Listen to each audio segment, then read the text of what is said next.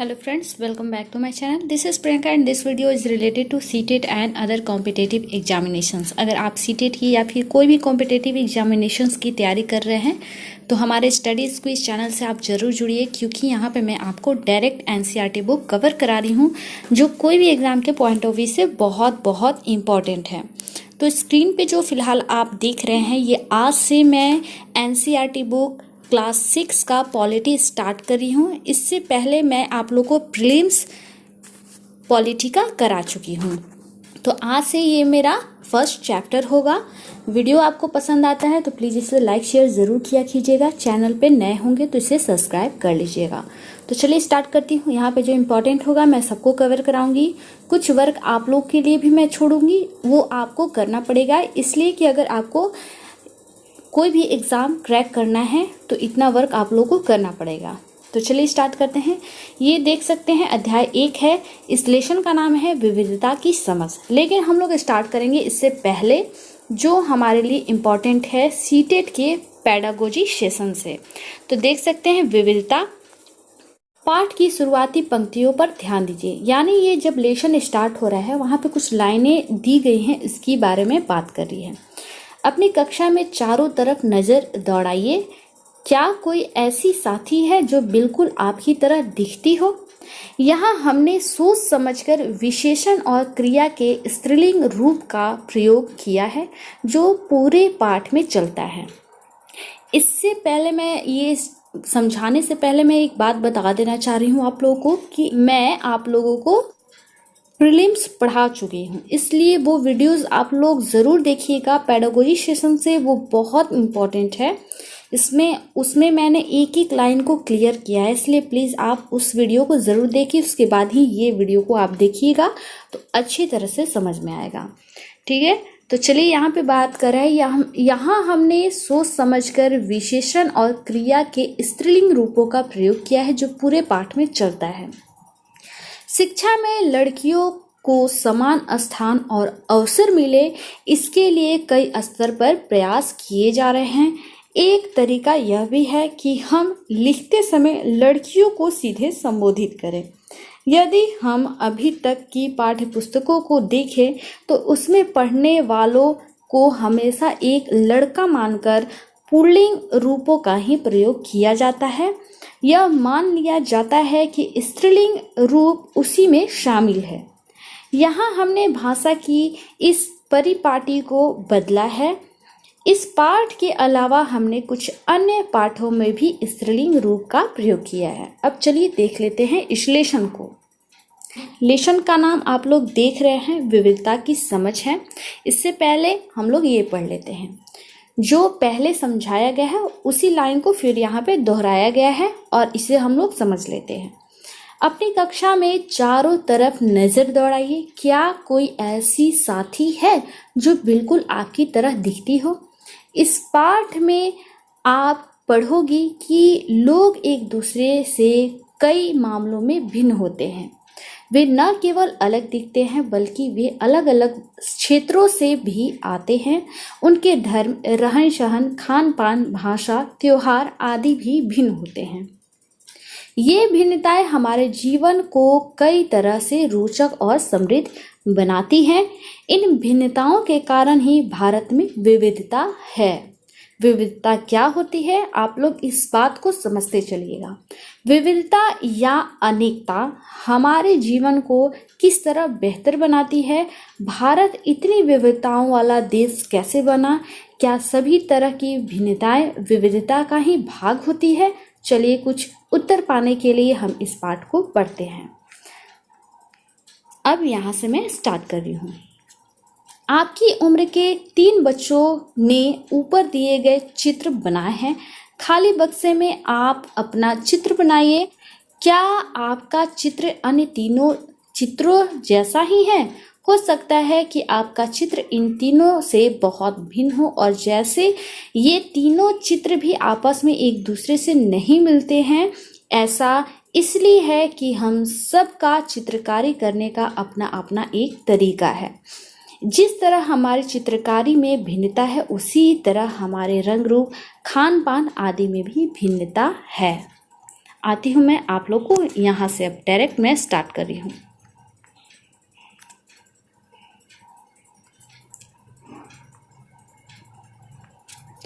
अपने अध्यापिका की सहायता से यह पता कीजिए कि आप में से कितनी साथियों के जवाब एक जैसे हैं। क्या कक्षा में कोई ऐसी साथी भी है जिसकी सूची आपकी सूची से हूबहू मिलती है? शायद नहीं हो। हालांकि ऐसा होगा कि कई साथियों के कुछ जवाब आपके जवाब से मिलते जुलते हों। कितने साथियों को आपके जैसे किताब पढ़ना पसंद है? आपकी कक्षा के विद्यार्थी कुल मिलाकर कितनी भाषाएं बोलते हैं? इनसे अब तक आपको यह अंदाजा हो गया होगा कि कई मामलों में आप अपनी साथियों की तरह और कई मामलों में आप उनसे बिल्कुल अलग हैं। दोस्ती करना, ये आपको करना पड़ेगा, इसलिए कि दोस्ती करना एक छोटा मोटा यहाँ पे स्टोरी दिया गया है, जो अगर मैं कराऊँ तो वीडियो लंबा हो जाएगा। एग्जाम के पॉइंट ऑफ व्यू से इम्पॉर्टेंट नहीं है, लेकिन अगर आपको समझना है तो ये इम्पॉर्टेंट है। मैं इसे बिल्कुल छोटा कर दे रही हूँ, आप इसे स्क्रीनशॉट लेके अच्छे से पढ़ लीजिएगा। मैं आपको ले चलती हूँ वहाँ पे जहाँ पे हमारे लिए इम्पॉर्टेंट है। ये सारी ये स्टोरी ही हैं, शॉर्ट लेके और अच्छे से पढ़ लीजिए। मैं आती हूँ डायरेक्ट यहाँ से। गैर बराबरी का मतलब है कि कुछ लोगों के पास न अवसर है और न ही जमीन या पैसे जैसे संसाधन जो दूसरे लोगों के पास है। इसलिए गरीबी और अमीरी विविधता का रूप नहीं है, यह लोगों के बीच मौजूद असमानता यानी गैर बराबरी है। जाति व्यवस्था असमानता का एक और उदाहरण है। इस व्यवस्था में समाज को अलग अलग समूहों में बांटा गया। इस बंटवारे के आधार पर कि लोग किस किस तरह का काम करते हैं, लोग जिस जाति में पैदा होते थे उसे बदल नहीं सकते थे।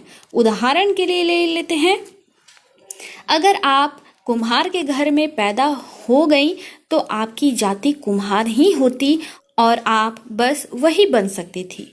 कोई व्यक्ति जाति से जुड़ा अपना पेशा भी नहीं बदल सकता, इसलिए उस ज्ञान के अलावा किसी अन्य ज्ञान को हासिल करना जरूरी नहीं समझा जाता था।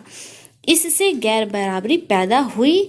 आप इस बारे में अगले पाठ में पढ़ोगी। विविधता हमारे जीवन को कैसे समृद्ध करती है, अब इसके बारे में जान लेते हैं।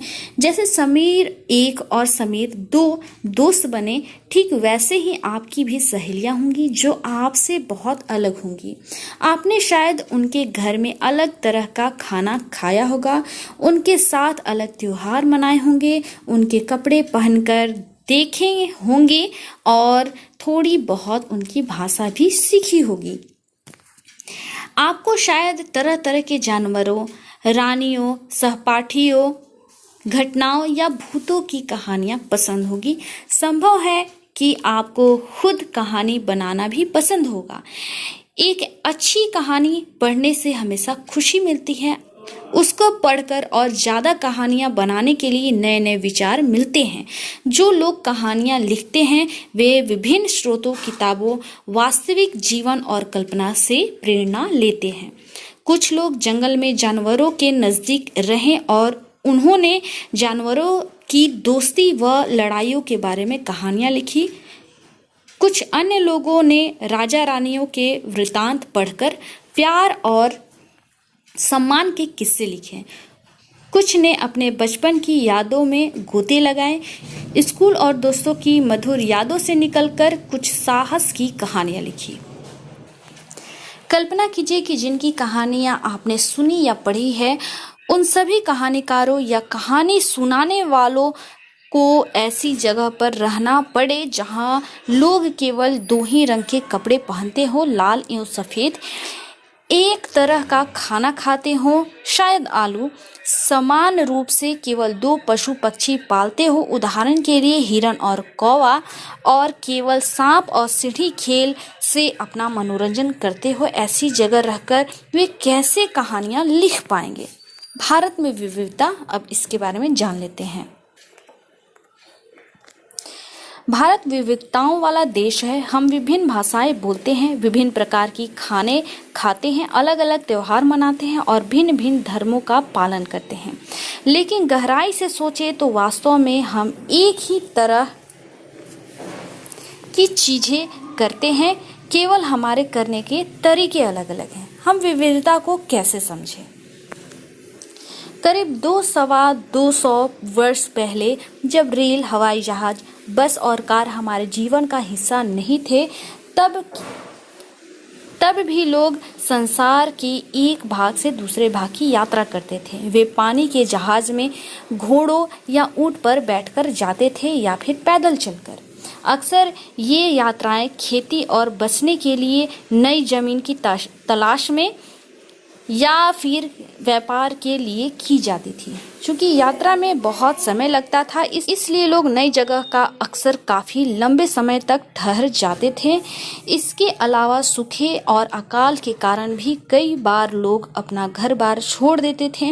उन्हें जब पेट भर खाना तक नहीं मिलता था तो वे नई जगह जाकर बस जाते थे। कुछ लोग काम की तलाश में और कुछ युद्ध के कारण घर छोड़ देते थे। जब लोग नई जगह में बसना शुरू करते थे तो उनके रहन सहन में थोड़ा बदलाव आता था। कुछ चीजें वे नई जगह की अपना लेते थे और कुछ चीजों में वे पुराने ढर्रे पर ही चलते रहते थे। इस तरह उनकी भाषा, भोजन, संगीत, धर्म आदि में नए और पुराने का मिश्रण होता रहता था। उनकी संस्कृति और नई जगह की संस्कृति में आदान प्रदान होता और धीरे धीरे एक मिश्रित यानी मिली जुली संस्कृति उभरती। अगर अलग अलग क्षेत्रों का इतिहास देखें तो हमें पता चलेगा कि किस तरह विभिन्न सांस्कृतिक प्रभावों ने वहाँ के जीवन और संस्कृति को आकार देने में योगदान दिया है। इस तरह से कई क्षेत्र अपने विशिष्ट इतिहास के कारण विविधता संपन्न हो जाते थे। ठीक इसी प्रकार लोग अलग अलग तरह के भौगोलिक स्थितियों से किस प्रकार सामंजस्य बैठाते थे, उससे भी विविधता उत्पन्न होती थी। उदाहरण के लिए समुद्र के पास रहने में और पहाड़ी इलाकों में रहने में बड़ा फर्क है। न केवल वहाँ के लोगों के कपड़ों और खान पान की आदतों में फर्क होगा, बल्कि जिस तरह का काम वे करेंगे वे भी अलग होंगी। शहर में अक्सर लोग यह भूल जाते हैं कि उनका जीवन उनके भौतिक वातावरण से किस तरह गहराई से जुड़ा हुआ है। ऐसा इसलिए कि शहरों में लोग विरले ही अपनी सब्जियां या अनाज उगाते हैं। वे इन चीज़ों के लिए बाजार पर ही निर्भर रहते हैं। आइए भारत के दो भागों लद्दाख और केरल के उदाहरण के जरिए यह समझने की कोशिश करें कि किसी क्षेत्र की विविधता पर उसके ऐतिहासिक और भौगोलिक कारकों का क्या असर पड़ता है। एटलस में भारत का नक्शा देखिए और उसमें ढूंढिए कि ये दोनों क्षेत्र लद्दाख और केरल कहाँ पर है। इन दोनों क्षेत्रों की भौगोलिक स्थितियाँ वहाँ के भोजन, कपड़े और व्यवसाय को कैसे प्रभावित करती हैं, उनकी सूची बनाइए। अगर यहाँ पे बोल रहा है तो आप उसे जरूर ढूंढ के और नोट डाउन कर लीजिएगा, इसलिए कि क्वेश्चन स्टेट्स में आ सकते हैं। अब आती हूँ यहाँ पे मैं। तो चलिए अब हम लोग लद्दाख के बारे में जान लेते हैं।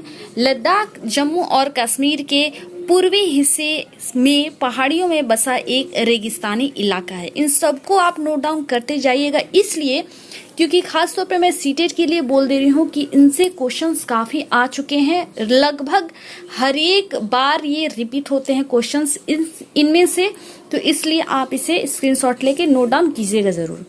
यहाँ पर बहुत ही कम खेती संभव है क्योंकि इस क्षेत्र में बारिश बिल्कुल नहीं होती है और यह इलाका हर वर्ष काफ़ी लंबे समय तक बर्फ से ढका रहता है। इस क्षेत्र में बहुत ही कम पेड़ उग पाते हैं। पीने के लिए पानी के लिए लोग गर्मी के महीने में पिघलने वाले बर्फ पर निर्भर रहते हैं। यहाँ के लोग एक खास किस्म की बकरी पालते हैं जिससे पश्मीना ऊन मिलता है। यह ऊन कीमती है, इसलिए पश्मीना शाल बड़ी महंगी होती है। लद्दाख के लोग बड़ी सावधानी से इस ऊन को इकट्ठा करके कश्मीर के व्यापारियों को बेच देते हैं। मुख्यतः कश्मीर में ही पश्मीना शालें बुनी जाती हैं। तो इन सबको नोट डाउन करते जाइएगा। यहाँ के लोग दूध से बने पदार्थ जैसे मक्खन, चीज़ या मांस खाते हैं। हर एक परिवार के पास कुछ गाय, बकरी या याक होती हैं। रेगिस्तान होने का यह मतलब नहीं है कि व्यापारी यहाँ आने के लिए आकर्षित नहीं हुए। लद्दाख तो व्यापार के लिए एक अच्छा रास्ता माना गया है, क्योंकि यहाँ कई घाटियां हैं जिनसे गुजरकर मध्य एशिया के काफिले उस पहुंचते थे जिसे आज तिब्बत कहते हैं। ये काफिले अपने साथ मसाले, कच्चा रेशम, दरियां आदि लेकर चलते हैं।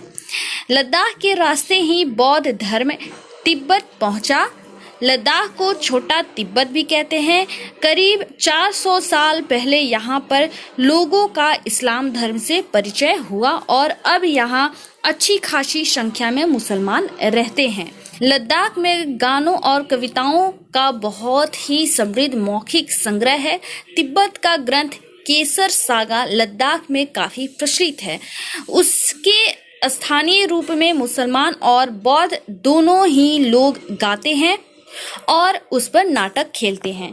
तो इनको मैं छोटा कर दे रही हूँ। पश्मीना शालें कैसे बुनी जाती हैं यहाँ पे दिखाया गया है, और लद्दाख ऊंचे पहाड़ों वाला रेगिस्तान इलाका कैसा है इसको भी दिखाया गया है। तो मैं इसे बिल्कुल छोटा कर दे रही हूँ। इसे स्क्रीनशॉट ले लीजिए और एक एक पॉइंट को लगभग सबको नोट डाउन कर लीजिएगा, बहुत इंपॉर्टेंट है। अब आती हूँ केरल के बारे में, ये भी आप स्क्रीनशॉट लेते जाइएगा। केरल भारत के दक्षिण पश्चिम कोने में बसा हुआ राज्य है। यह एक तरफ समुद्र से घिरा हुआ है और दूसरी तरफ पहाड़ियों से।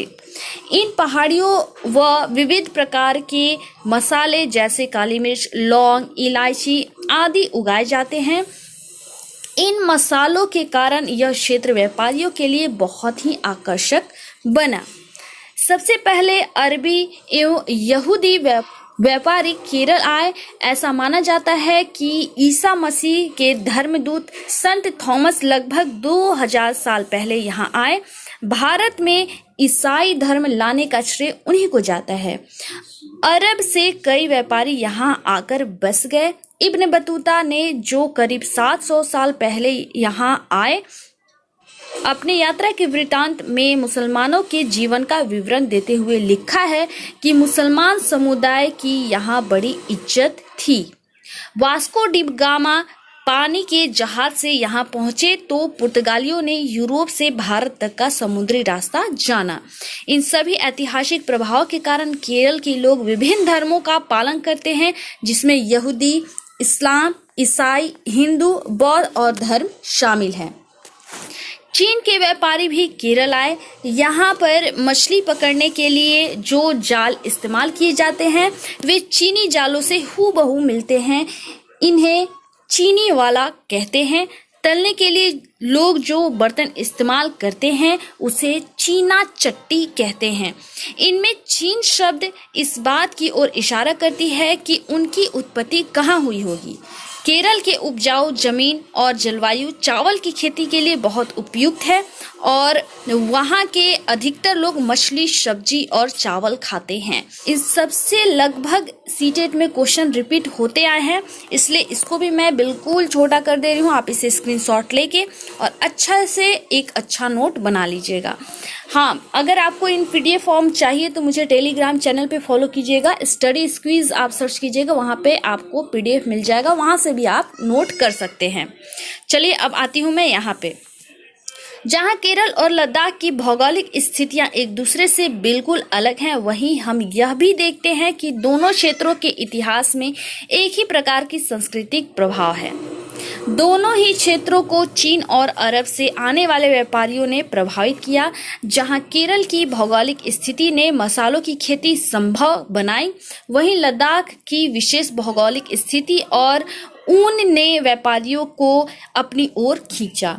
इस तरह पता चलता है कि किसी भी क्षेत्र के सांस्कृतिक जीवन का उसके इतिहास और भूगोल से प्रायः गहरा रिश्ता होता है। विविध संस्कृतियों का प्रभाव केवल बीते हुए कल की बात नहीं है। हमारे वर्तमान जीवन के आधार ही काम के लिए एक जगह से दूसरी जगह जाना है। हर एक कदम के साथ हमारे सांस्कृतिक रीति रिवाज और जीने का तरीका धीरे धीरे उस नए क्षेत्र का हिस्सा बन जाते हैं जहां हम पहुंचते हैं। इसी तरह अपने पड़ोस में हम अलग अलग समुदायों के लोगों के साथ रहते हैं। अपने रोजमर्रा के जीवन में हम मिलजुल कर काम करते हैं और एक दूसरे के रीति रिवाज और परंपराओं में घुल मिल जाते हैं। विविधता में एकता। अब एकता कैसे होती है इसको भी जान लेते हैं। भारत की विविधता या अनेकता को उनकी ताकत का स्रोत माना गया है। जब अंग्रेजों का भारत पर राज था तो विभिन्न धर्म, भाषा और क्षेत्र की महिलाओं और पुरुषों ने अंग्रेजों के खिलाफ मिलकर लड़ाई लड़ी। भारत के स्वतंत्रता संग्राम में अलग अलग परिवेशों के लोग शामिल थे। उन्होंने एकजुट होकर आंदोलन किया, इकट्ठे जेल गए और अंग्रेजों का अलग अलग तरीकों से विरोध किया। अंग्रेजों ने सोचा था कि वे भारत के लोगों में फूट डाल सकते हैं क्योंकि उनमें काफी विविधताएं हैं और इसी तरह उनका राज चलता रहेगा। मगर लोगों ने दिखला दिया कि वे एक दूसरे से चाहे कितने भी भिन्न हो, अंग्रेजों के खिलाफ लड़ी जाने वाली लड़ाई में वे सब एक थे। अब यहाँ पे कुछ लाइनें दी गई हैं, आप इसे पढ़ लीजिएगा। खैर ये इम्पोर्टेंट नहीं है। अब यहाँ पे देख सकते हैं स्वतंत्रता दिवस के अवसर पर भाषण देते हुए पंडित नेहरू, उसकी फिगर यहाँ पे दिखाई गई है। अब आती हूँ मैं यहाँ पे। यह गीत अमृतसर में हुए जालियांवाला बाग हत्याकांड के बाद गाया जाता था, जो ऊपर मैंने आपको दिखाया। इस हत्याकांड में एक ब्रिटिश जनरल ने उन शांति प्रिय निहत्थे लोगों पर खुलेआम गोलियां चलवा दी थी जो बाग में इकट्ठे होकर सभा करते थे। महिला, पुरुष, हिंदू, मुसलमान एवं सिख कितने सारे लोग थे जो अंग्रेजों की पक्षपातपूर्ण नीति का करने के लिए जमा हुए थे। उनमें से बहुत लोगों की जानें गईं और उनसे भी ज्यादा घायल हुए। यह गीत उन्हीं शहीदों की याद में गाया जाता था। स्वतंत्रता संग्राम के दौरान उभरे गीत और चिन्ह विविधता के प्रति हमारा विश्वास बनाए रखते हैं। क्या आप भारतीय झंडे की कहानी जानती हैं? स्वतंत्रता संग्राम के दौरान ही भारत की झंडे की परिकल्पना की गई थी। इन सब लाइन को आप नोट डाउन करते जाइएगा, बहुत इंपॉर्टेंट है। इस झंडे को सारे भारत में लोगों ने अंग्रेजों के खिलाफ इस्तेमाल किया था। जवाहरलाल नेहरू ने अपनी किताब भारत की खोज में लिखा कि एकता कोई बाहर से थोपी हुई चीज नहीं है, बल्कि यह बहुत ही गहरी है, जिसके अंदर अलग अलग तरह के विश्वास और प्रथाओं को स्वीकार करने की भावना है। इसमें विविधता को पहचाना और प्रोत्साहित किया जाता है। यह नेहरू ही थे जिन्होंने भारत की विविधता का वर्णन करते हुए अनेकता में एकता का विचार हमें दिया। इन सबको नोट डाउन कीजिएगा, बहुत इंपॉर्टेंट है। रविंद्रनाथ टैगोर द्वारा रचित हमारा राष्ट्रीय गान भी भारतीय एकता की ही एक अभिव्यक्ति है। राष्ट्रगान किस तरह से एकता का वर्णन करता है, इसे अपने शब्दों में लिखिए। अब यहाँ पे अभ्यास चालू होता है, यहाँ से आप ज़रूर इसको कवर कीजिएगा क्योंकि ये बहुत इंपॉर्टेंट है। एग्जाम के पॉइंट ऑफ व्यू से इनसे भी क्वेश्चंस आ सकते हैं, थोड़ा घुमा के आते हैं लेकिन नहीं आते हैं। ये था आज का चैप्टर जो होता है यहीं पे समाप्त। वीडियो पसंद आता है तो प्लीज़ इसे लाइक शेयर ज़रूर किया कीजिएगा। कॉमेंट बॉक्स में अगर कोई आप लोग को डाउट रह जाता है तो पूछिएगा, मैं उसका सोल्यूशन ज़रूर दूंगी। चलिए मिलती हूँ नए वीडियो में नई जानकारी के साथ। धन्यवाद।